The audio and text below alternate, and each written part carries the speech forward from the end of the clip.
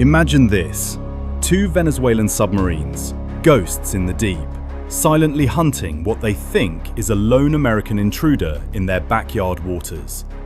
But they've just locked on to the deadliest beast in the ocean, a fully loaded US aircraft carrier strike group.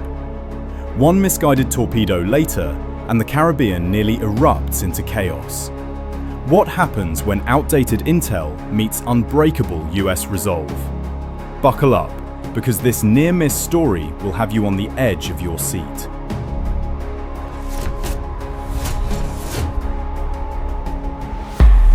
Dawn breaks over the turquoise expanse of the Caribbean Sea, where the air hangs heavy with salt and tension. It's early November 2025, and relations between the US and Venezuela are at a boiling point, fueled by years of political clashes, territorial disputes, and America's relentless crackdown on narcotics flowing from South American shores. US radar operators aboard the USS Gerald R. Ford, the crown jewel of the Navy's carrier fleet, stare at their screens in the dim glow of the Combat Information Center. Suddenly, faint blips appear, subtle underwater disturbances that don't match the usual marine chatter. Whales? Currents? Or something far more sinister? These aren't random echoes. Below the waves, two Venezuelan Type 209 diesel-electric submarines, sleek, German-engineered predators designed for stealthy coastal defense, are slicing through the thermocline. The S-31 Sabalo and S-32 Caribe, renamed in our tale as Bolivar and Sucre for dramatic flair, honoring Venezuela's revolutionary heroes, have been dispatched on a high-stakes mission. Their crews, hardened by years of training in Venezuela's beleaguered navy, believe they're shadowing a single US amphibious assault ship, a vulnerable target probing too close to their exclusive economic zone. Little do they know, atmospheric interference and outdated radar tech have fused the signatures of an entire carrier strike group into one deceptive blob on their screens. Picture the scene inside the subs. Cramped quarters lit by red emergency lights, the hum of battery-powered propulsion keeping them whisper quiet. The captains review their orders from Caracas, assert dominance without sparking full war. These Type 209s, each about 200 feet long and displacing 1,300 tons, pack a punch with their torpedoes and can dive to over 800 feet. But they're relics from the 1970s, maintained on a shoestring budget amid Venezuela's economic woes. Operational status? Questionable at best. One report suggests only one is fully seaworthy in 2025. Yet here they are, leveraging ocean layers to mask their approach, hearts pounding as they close the gap. What makes this so gripping? It's the perfect storm of misunderstanding. Venezuela sees US aggression in every shadow, especially with American carriers like the Ford ramping up patrols for counter-drug ops. The Ford itself? A nuclear-powered behemoth, 1,100 feet of steel carrying 75 aircraft, surrounded by destroyers, cruisers, and subs of its own. Its strike group is a floating fortress, with layered defenses that can detect a pin drop miles away. But on this fateful morning, both sides are blind to the full picture. And when the first torpedo tube floods, could that be the spark that ignites a regional powder keg? If you're hooked on these tales of high seas drama, where split-second decisions rewrite history, hit subscribe on Winds of Thought now. We dive deep into military close calls, so you never miss the next pulse-pounding update. And stick around. The 3-second pause that averted disaster is coming up, and it'll change how you see naval warfare forever. Let's rewind to the root of this mess. Venezuela's coastal surveillance system, a patchwork of aging Soviet-era radars struggling against humid Caribbean weather. For nearly 48 hours, operators in shore-based stations squint at flickering screens showing a single, massive return near their 200 nautical mile economic zone. No escorts visible, just one hulking target moving steadily, like a bully testing boundaries. In Caracas, military planners smell provocation. With tensions sky high over US sanctions and drug interdictions, remember the recent seizure of a Venezuelan oil tanker by US forces, they decide it's time to flex. Send the subs, the order comes down. Observe, intimidate, but don't engage unless necessary. The Bolívar and Sucre slip from their base at Puerto Cabello, batteries charged for silent running. These boats aren't nuclear.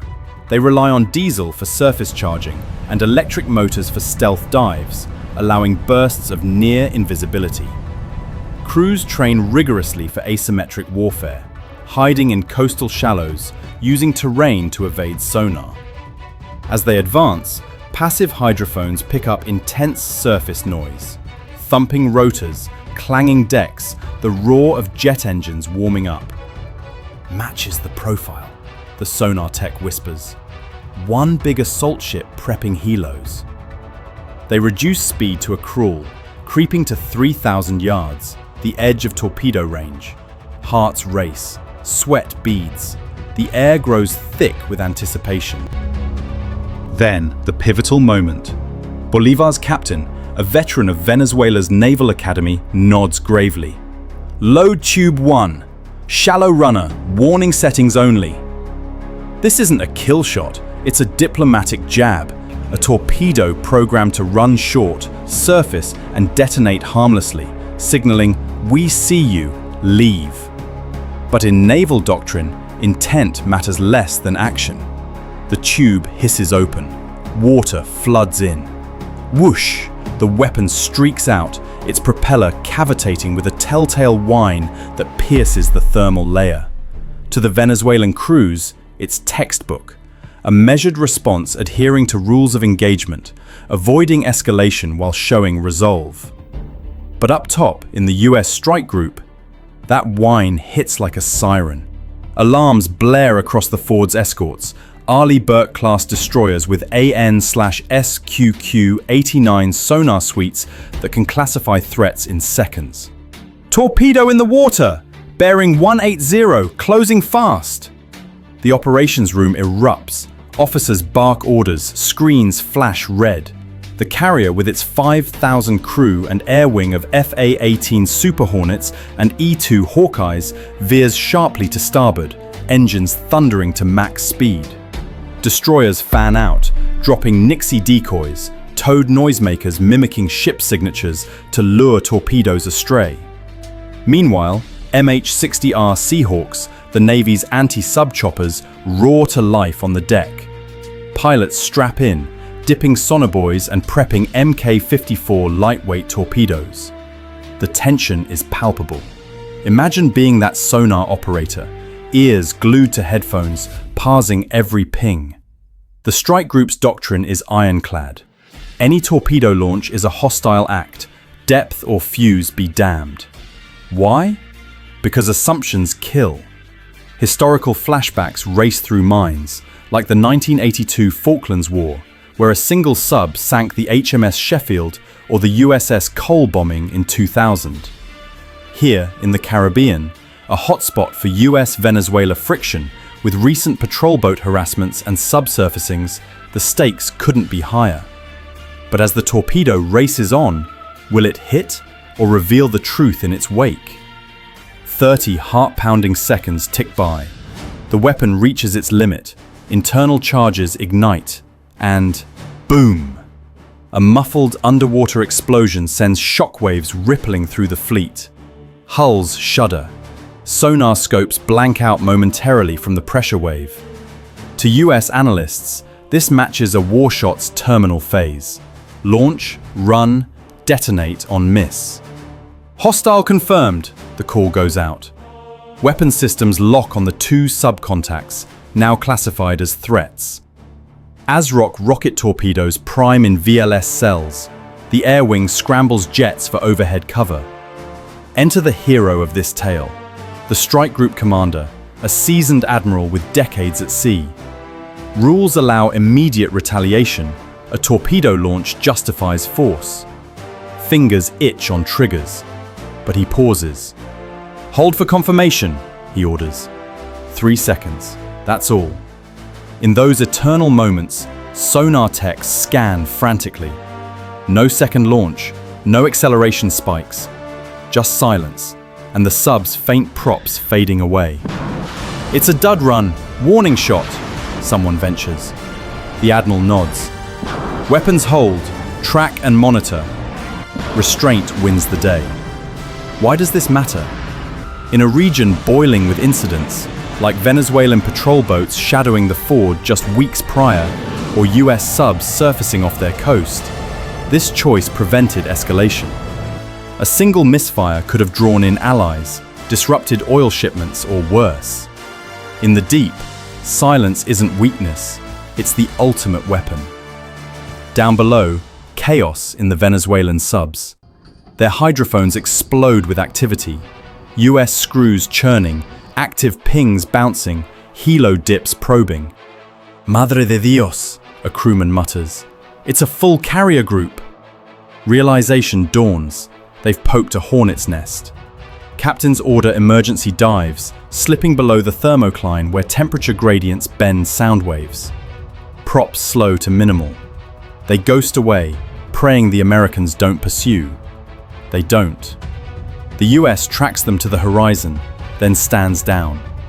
No chase, no strikes, just vigilant eyes. The incident fades into classified reports, a footnote in ongoing tensions. But it echoes larger truths. Tech flaws breed danger, assumptions fuel fire, and discipline saves lives. 3 seconds of doubt can rewrite a war's first page. To amp up the engagement, let's ponder the what-ifs. What if that torpedo malfunctioned and struck? Or if the Admiral fired back? History's littered with such triggers. The Gulf of Tonkin, anyone? This story isn't just naval nerdery. It's a mirror to our world's fragility, where superpowers dance on razor's edges over drugs, borders, and pride. If this expanded dive into naval intrigue fired you up, with vivid tech breakdowns, heart-racing tension, and real-world ties, smash that like button and subscribe to Winds of Thought. We've got more edge-of-your-seat military sagas coming, from sub